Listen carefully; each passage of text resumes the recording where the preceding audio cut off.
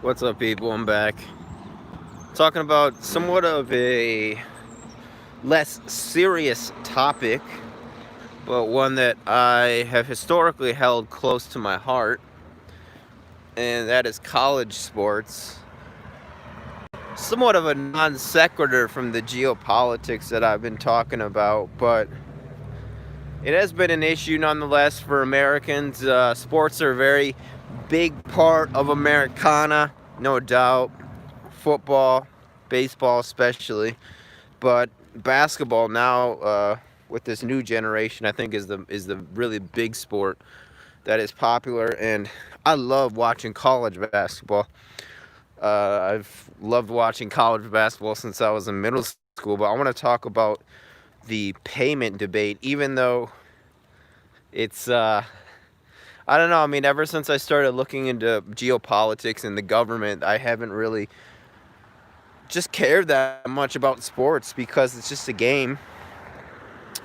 I'm still a little bitter that I never became an athlete, wasn't gifted enough physically, but that is okay. And I truly believe that university athletes should get paid. I don't think there's any argument for the contrary. The only arguments that I often hear for the contrary are sentimental in nature, with people talking about the desire for maintaining the integrity and, in a way, innocence of the athletes by getting them to play and essentially work for free. So when you look at the numbers and how much money these athletes, these Division I athletes in particular, make for these administrations, it's truly astounding, especially football and basketball. And to excuse them not getting compensated for that as a means to protect the integrity of the sport is just not an argument in my book. If you make money, you should be entitled to it. If you make money for someone, you should be entitled to some of that.